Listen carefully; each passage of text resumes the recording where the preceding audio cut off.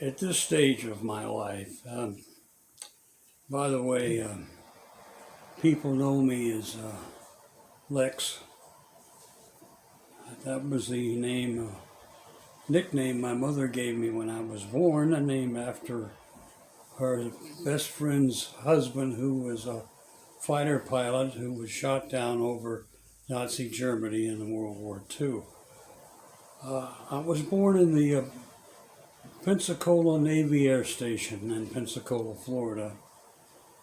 And I come from a long line of Navy people. My grandfather served in World War I and World War II. He was on the lighter than air Shenandoah when it crashed in 1925, and he was below the mooring mast in Lakehurst, New Jersey in 1937 when the Hindenburg exploded.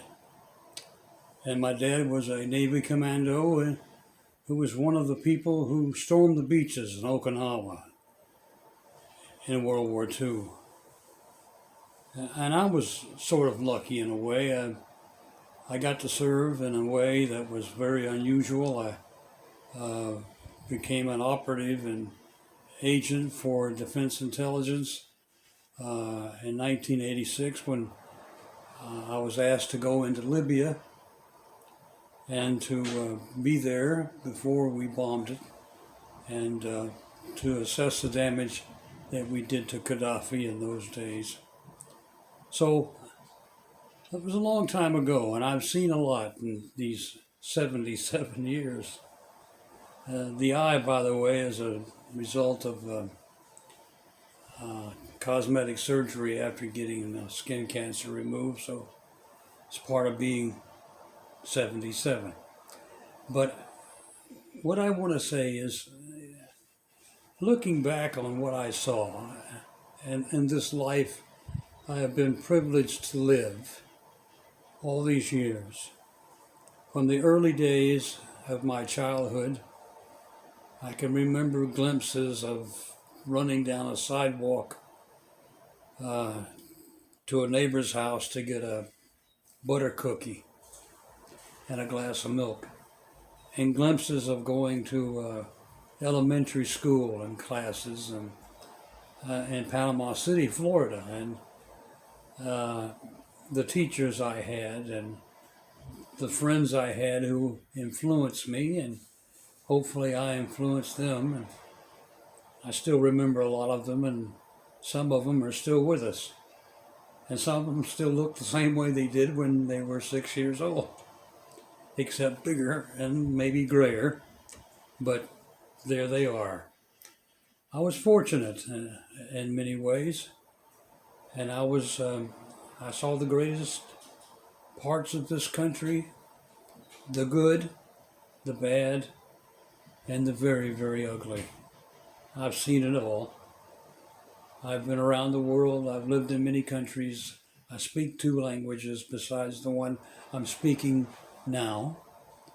And I went a long way from those streets in the old Jim Crow Panama City, where I can still remember that African Americans had to sit upstairs at the movie theater and had a side entrance, and we sat downstairs, and there were white water fountains and black water fountains and white schools and black schools, and I remember all that. I grew up with that.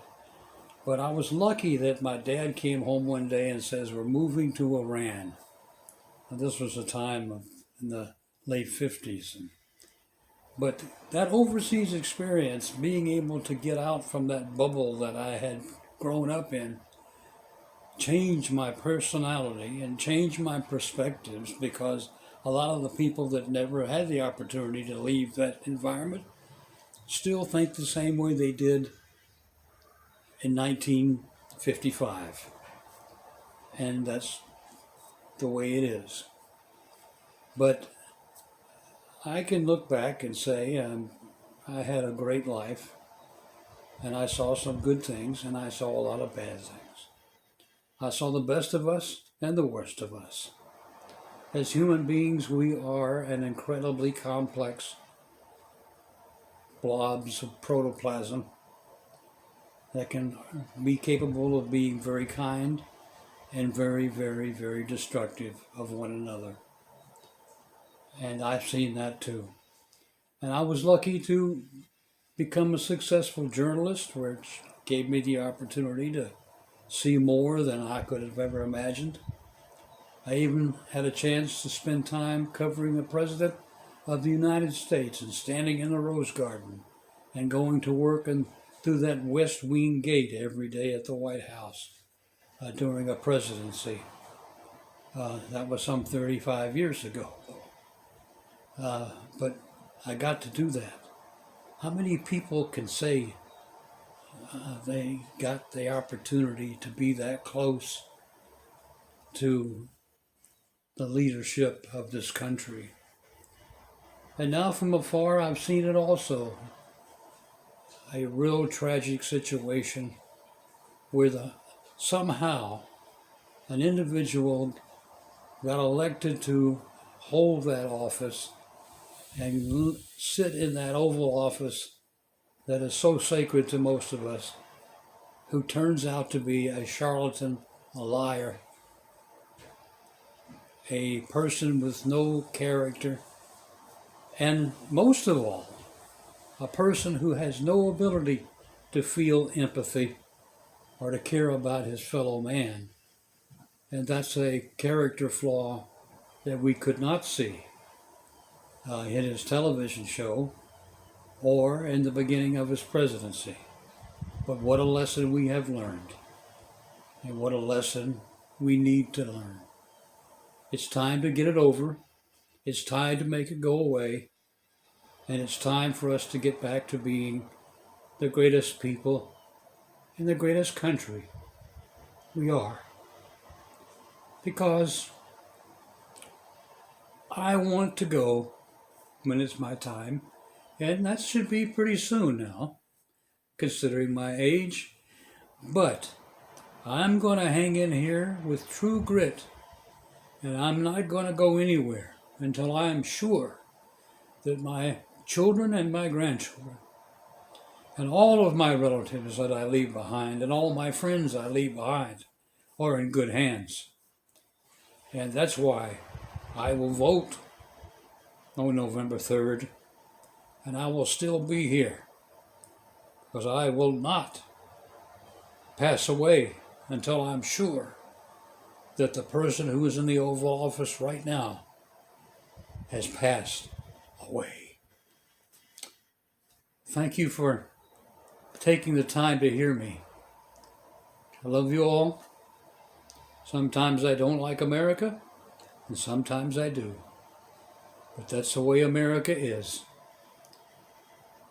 We're all sitting here like a long time ago someone said, life is made of small comings and goings.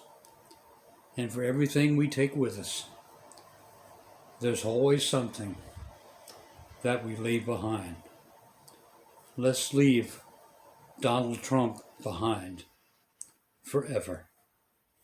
Thank you.